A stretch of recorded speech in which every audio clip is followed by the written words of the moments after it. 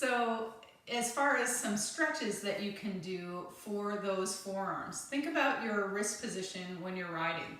We're always keeping this muscle short. And what we want to do is be able to stretch that out and give it some counter stretch. So if you just hold your hand out in front of you, I'll kind of turn a little bit sideways here, drop the hand down, palm facing the ground. And just a gentle stretch to feel the stretch along the top of the forearm can be really helpful, okay? In the same way, you can flip it over, drop the palm, and you can stretch this way. Now, let's say your shoulder doesn't like that, okay? You can also keep your arm in close with the elbow pinned to the ribs, and you can do the same stretches. You can do this while you're on the bike. You can do it at a stoplight, and just try to get some counter stretch in. Another thing that you're going to want to do is open out through the chest. So there are a couple of ways to do that. If you're on the bike, you can reach back and grab onto your seat, right? So let's say you're at a stoplight or at a stop, and just reach back, grab the back of the seat, and just hold there with your chest pushed forward, opening out through the chest.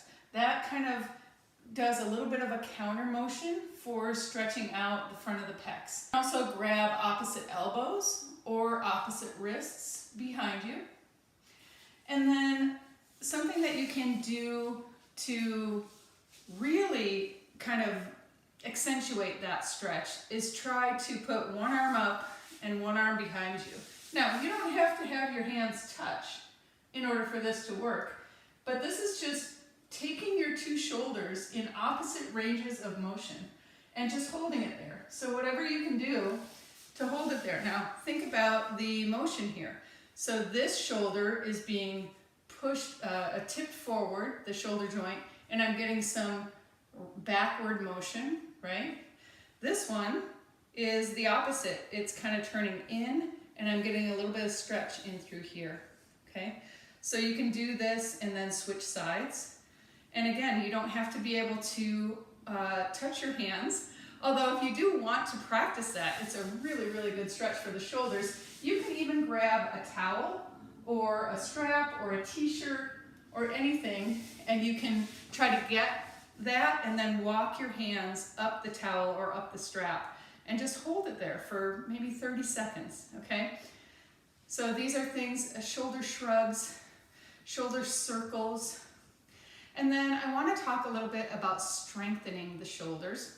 There are some very easy ways to do this without having any weights, just using isometric pressure.